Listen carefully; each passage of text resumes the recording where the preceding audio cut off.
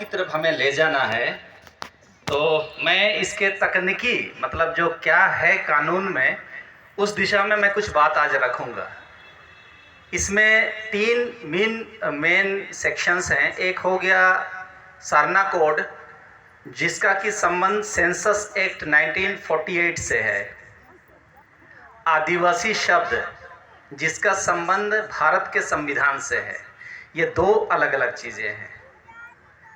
हम लोग सरना कोड की मांग कर रहे हैं। ये सरना या कोड का जो आवंटन है, ये संख्या पर, पूर्णतः संख्या पर आधारित है।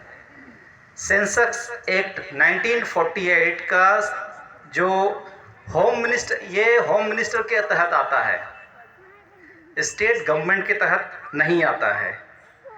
तो उस सेंसस एक्ट के सेक्शन 5E, उसमें ये प्रोविज़न किया हुआ है कि जो जनगणना आयुक्त है, प्रकाशन की सुविधा के लिए अगर किसी धर्म को ज़्यादा से ज़्यादा संख्या में लिखा गया है, तो उसको वो प्रकाशन की सुविधा के लिए, प्रकाशन की सुविधा के अनुसार उसको प्रकाशित करेंगे। प्रकाशन की सुविधा के लिए कोड आवंटित करने का उसमें कोई शब्दावली नहीं है। सिर्फ लिखा हुआ है कि प्रकाशन की सुविधा के हिसाब से वो जनगणना के लिए जो कलेक्ट किया जाएगा आंकड़ा, वो जारी करेंगे। सिर्फ 5E में इतना ही लिखा हुआ। उसी 5E का शक्ति का इस्तेमाल करते हुए हिंदू, मुसलमान, सिख, ईसाई को इन्होंने कोड आवंटित कर दिया। अब चूंकि सरना का संख्या जैन से ज़्यादा हो गया है, तो तकनीकी रूप से सरना को वो 6 मिलना चाहिए और जैन को अगर देना ही है तो 7 मिलना चाहिए। ये कोड का आवंटन, अब इस पूरा एक्ट में स्टेट गवर्नमेंट की कोई भूमिका नहीं दिखाई गई है।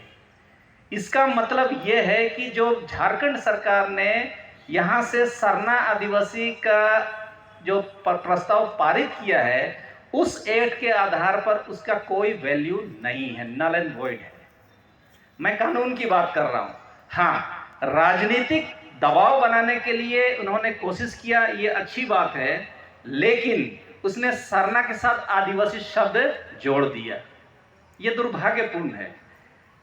भारत का संविधान 25 ये कहता है कि अंतःकरण की स्वतंत्रता है, मतलब हम अपना आस्था मानने के लिए स्वतंत्र है, कोई हमको दबाव नहीं दे सकता।